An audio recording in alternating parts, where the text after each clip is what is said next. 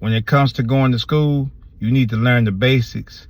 The only basics you need to learn is what it's going to take for you for the rest of your life. The basics are the scholastic education, which is reading, writing, math, communication, comprehension, and critical thinking. A lot of people will make a fool out of you because you don't know those simple things. But those are the things you need to take with you for the rest of your life. So after graduating high school, it's only one formula that you need to follow. So it's a step-by-step process. Step 1, build your credit. Step 2, use that credit to borrow money from lending institutions such as banks, any kind of lending institution. Anybody that'll lend you a high capital amount of money. And step 3, use that money to invest in something that's going to put money back into your pocket without you being there.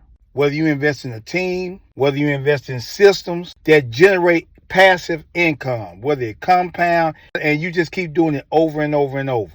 This is something that has never been taught to us, especially during school. In school, they teach you to get good grades, but good grades is not going to get you anything in real life. What you have to do is you got to learn life lessons. But these are the steps and principles that you need to take. The formula is you make enough money. That's your only job. As a man, you need to just make the money. That's step 1. Step 2, once you make the money, you hire other people or you create systems that generate income so you don't have to do anything. If you're not making money while you're sleeping, or you have to be there in a particular spot to make the money, you're doing it all wrong. Have a team or a system that spits out money without you being there or while you're sleeping.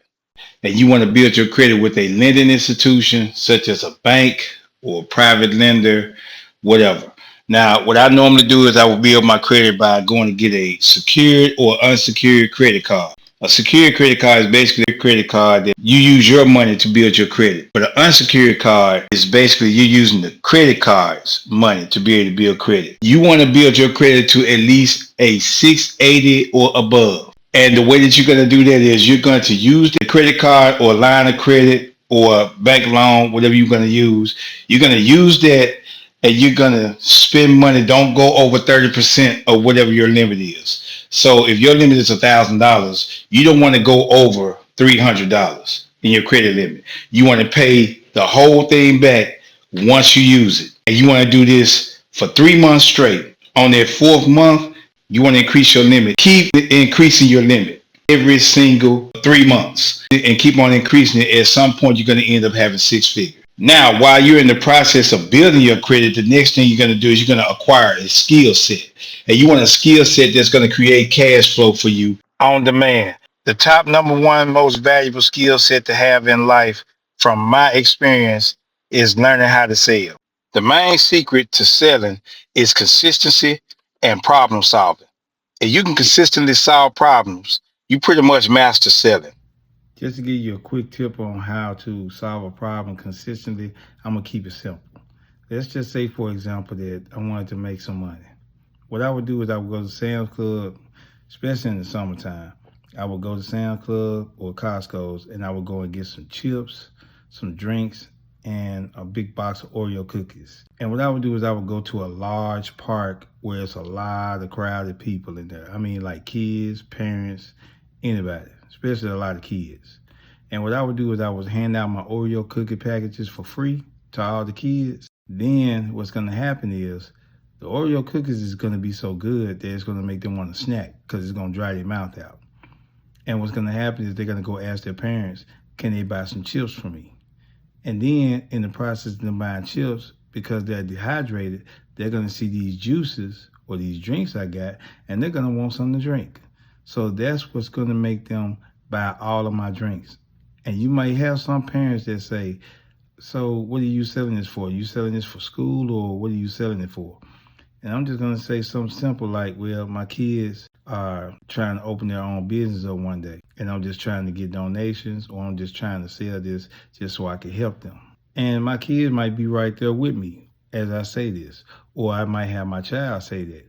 And they're going to be motivated to just give donations as well as buying it. So I'm going to make way more than what I normally would make. I've done this quite a few times while my kids were young. So that's just a simple way of how I would actually just solve a problem. because they were dehydrated and they were hungry or they wanted something to snack on, something like that. That's their problem.